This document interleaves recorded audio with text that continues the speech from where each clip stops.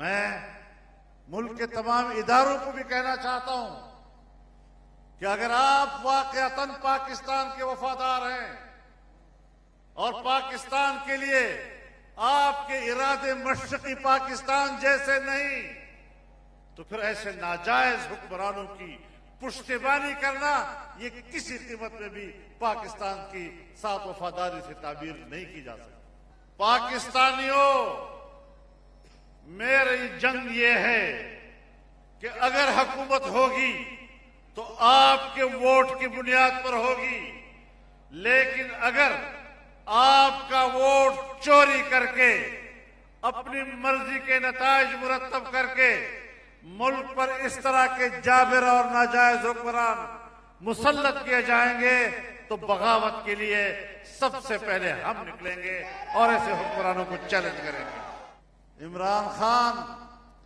تمہیں اس ایجنڈے کی تحت لایا گیا تھا کہ تم نے کشمیر کو بیچنا ہے، سو تم نے کشمیر کو بیچ دیا ہے۔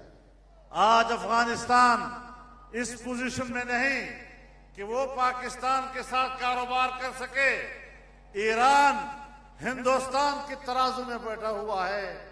ہندوستان آپ کا دشمن، پورا ایشیا معاشی لحاظ سے ترقی کر رہا ہے، لیکن پاکستان کے ساتھ کوئی ملک تجارت کرنے کو تیار نہیں ہے۔ جب ہماری تجارت ہی رک جائے گی، ہماری پیداوار ہی رک جائے گی، تو پھر آپ بتائیں کہ آپ کا وجود اس پاکستان کے لیے ناسور ہے یا نہیں ہے۔ وہاں سے فیصلوں کی طرف جانا ہوگا۔ ہم نے اب اس ملک کو بچانا ہے، اور میں یہی کہنا چاہتا ہوں کہ امریکہ چونکہ اس وقت افغانستان میں ایک شکست خوردہ قوت کی حیثیت رکھتا ہے، لہذا آج کے بعد امریکہ کو سپر طاقت کہنے کا کوئی جواز موجود نہیں رہا، اور ہم نے تو یہ عزم کر رکھا ہے کہ ان حکمرانوں کو ہم کسی بات کا جواب دینے کے لیے تیار نہیں۔ تمہارا نیب ہو، نیب کے علاوہ کوئی اور بلا ہو، جو بلا ہو تم آزما لو، انشاءاللہ ہم میدان میں تمہارا مقابلہ کریں گے، ہم عوام کی عدالت میں تمہارا مقابلہ کریں گے، ہم پبلک کے اندر آپ کا مقابلہ کریں گے۔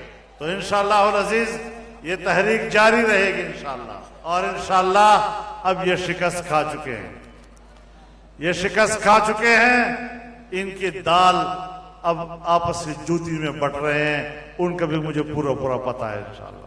انشاءاللہ یہ جنگ اب جاری رہے گی، جنگ جاری رہے گی، جنگ جاری رہے گی، اور حکمرانوں کے خاتمے تک انشاءاللہ یہ جنگ جاری رہے گی۔